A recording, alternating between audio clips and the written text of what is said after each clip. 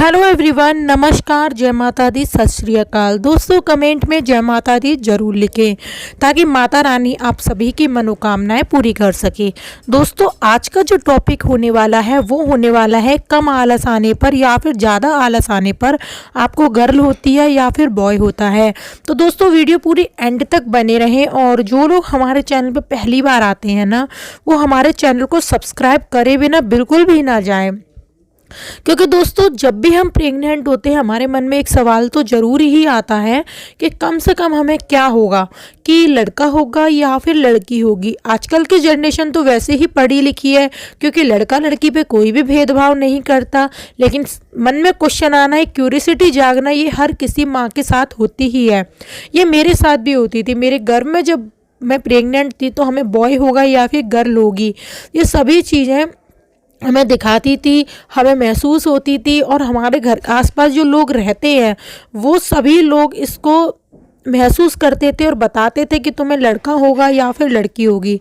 तो दोस्तों मैं भी इन सभी बातों पर बात करना चाहूँगी। अगर वीडियो अच्छी लगे तो वीडियो को एक लाइक ज़रूर करिएगा और चैनल में नए आए हो तो चैनल को सब्सक्राइब जरूर कीजिएगा ताकि आने वाली वीडियोस की नोटिफिकेशन बिना देरी के मिल पाए। तो चलिए दोस्तों वीडियो को शुरू कर लेते हैं। सबसे पहले लक्षण की हम बात करते हैं तो वो होता है प्रेगनेंसी के अंदर आपके हाथ पैरों में दर्द रहना।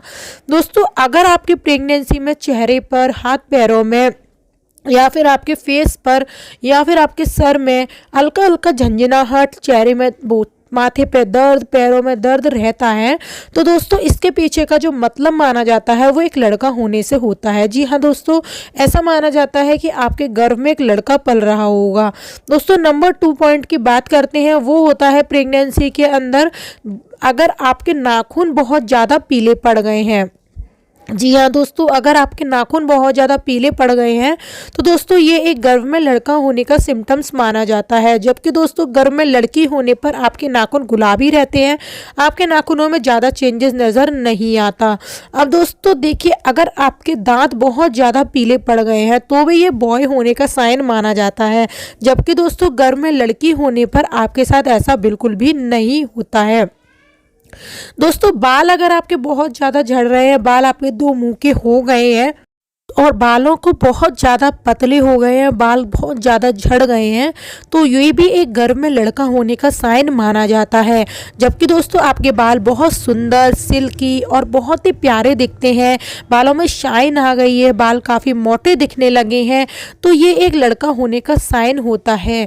अब दोस्तों देखिए, अगर आपकी गर्दन बहुत ज़्यादा काली पड़ गई है, जी हाँ दोस्तों, अगर आपकी गर्दन बहुत ज़्यादा काली पड़ गई है तो ये एक गर्भ में लड़का होने का साइन माना जाता है। जबकि दोस्तों अगर आपकी गर्दन बिल्कुल नॉर्मल है, गर्दन में ज़्यादा चेंजेस नज़र नहीं आते, आपकी गर्दन बहुत ही बेकार सी दिखने लगी है, तो ये एक लड़का होने का साइन होता है।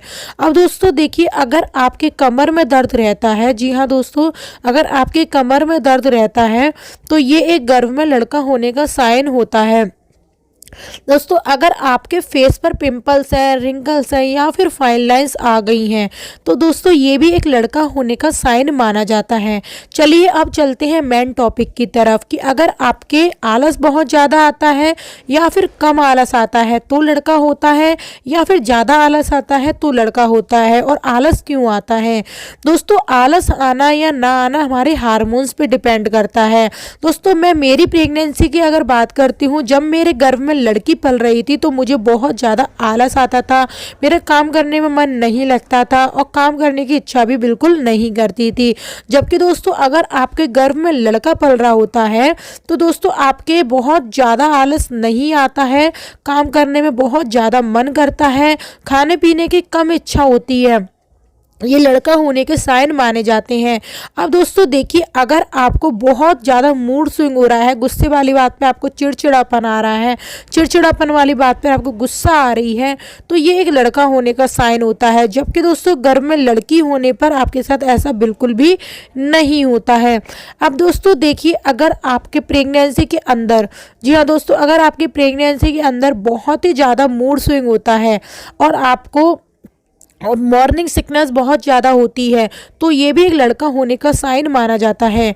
अब दोस्तों देखिए, अगर आपके जो हमारी प्रेगनेंसी के टाइम पर जो नाभि है अगर वो बाहर की तरफ आ गई है तो ये एक गर्भ में लड़का होने का साइन होता है। जबकि दोस्तों एक गर्भ में लड़की होने पर आपकी नाभि ज़्यादा बाहर की तरफ नहीं आती है और दोस्तों नाभि आपकी ज़्यादा अंदर की तरफ रहती है, तो ये एक गर्भ में लड़का होने का साइन होता है। दोस्तों अब बोलते हैं कि अगर आपके कान के पीछे बहुत ज़्यादा दर्द रहता है, आपके कान में महल बहुत ज़्यादा भर गया है, प्रेगनेंसी के अंदर आप बहुत साफ करते हो तो भी कान में महल बार बार भर जाता है, तो ये भी एक लड़का होने का साइन होता है। साथ ही साथ अगर आपको आटे में से, घी में से, छाछ में से, दही में से, मट्ठा में से, दूध से बने सभी प्रोडक्ट्स में बहुत ज़्यादा बदबू आती है, खाने पीने का मन नहीं करता है, तो ये भी एक गर्भ में लड़का होने का साइन माना जाता है। अब दोस्तों देखिए, अगर आपके जांघों में बहुत ज़्यादा दर्द रहता है, जी हाँ दोस्तों, अगर आपके जांघों में दर्द रह रहा है तो ये भी एक लड़का होने का साइन होता है। जबकि अगर आपके जांघ बिल्कुल स्मूथ नॉर्मल ऐसी है तो ये एक गर्भ में लड़की होने का साइन होता है। अब दोस्तों प्रेगनेंसी के अंदर अगर आपको प्रेगनेंसी के अंदर बहुत ज़्यादा परेशानी नहीं होती है, आपको बिल्कुल स्मूथली प्रेगनेंसी चल रही है, तो भी एक लड़की होने का साइन होता है। जबकि लड़का होने पर आपको बहुत ज़्यादा परेशानी हो सकती है। दोस्तों माना जाता है कि लड़का होने पर कम वजन बढ़ता है, ज़्यादा से ज़्यादा 12 किलो या 15 किलो, लेकिन लड़की होने पर आपको 18 से 20 किलो वजन बढ़ता है, क्योंकि माना जाता है कि लड़की काफ़ी हैवी होती है गर्भ में। ऐसे दोस्तों अगर प्रेगनेंसी के अंदर आपको बहुत ज़्यादा थकावट होती है, थकान महसूस होती है, तो ये भी एक लड़का होने का साइन नहीं माना जाता, ये एक लड़की होने का साइन माना जाता है। चिड़चिड़ापन अगर आपको प्रेगनेंसी में आता है तो भी एक लड़का होने का साइन माना जाता है, और अगर आपको कम चिड़चिड़ापन आता है तो ये एक लड़की होने का साइन माना जाता है। साथ ही साथ दोस्तों आपकी प्रेगनेंसी के अंदर बहुत ही ज़्यादा जो हमारे ओठ हैं वो काले से पड़ गए हैं, तो ये एक लड़का होने का साइन होता है। और ओठ एकदम गुलाबी है तो ये एक लड़की होने का साइन माना जाता है। साथ ही साथ अगर आपके यूरिन का कलर, जी हाँ दोस्तों, अगर आपके यूरिन का कलर बहुत ज़्यादा डार्क हो गया है, उसमें एक बहुत ज़्यादा गंदी बदबू आने लगी है, तो ये एक लड़का होने का साइन होता है। जबकि दोस्तों गर्भ में लड़की होने पर आपके यूरिन का कलर एकदम पिंकिश नहीं रहता, गोल्डन नहीं रहता है, और हल्का सा कलर चेंज होता है, ज़्यादा नहीं होता है। लेकिन लड़का होने पर आपका कलर बहुत ज़्यादा चेंज होता है, साथ ही साथ बदबू भी बहुत ज़्यादा आने लगती है। तो दोस्तों ये जो लक्षण थे ये लड़का होने के थे, और इनमें से कई सारे जो लक्षण थे वो मेरे में सही हुए थे। लेकिन दोस्तों मेरे में कई सारे ऐसे लक्षण थे जो कि नज़र आते थे लड़का होने के, लेकिन फिर भी मुझे लड़की हुई। तो कहने का मतलब ये है, ये जो लक्षण होते हैं कभी कभी सही होते हैं, कभी कभी गलत होते हैं, इसलिए इन पर आपको कभी भी आंख बंद करके भरोसा नहीं करना। ये सिर्फ जिज्ञासा के तौर पर है, तो जिज्ञासा ही तौर पर देखिए, अपने मनोरंजन कीजिए। अगर आपको कोई बताता है तो एक स्माइल दीजिए और उसकी बात को इग्नोर कर दीजिए, क्योंकि लड़का होगा या लड़की होगी दोनों ही आपके हाथ में नहीं है। तो ये वीडियो हम यही एंड करते हैं, मिलते हैं कल, तब तक के लिए bye, take care and love you.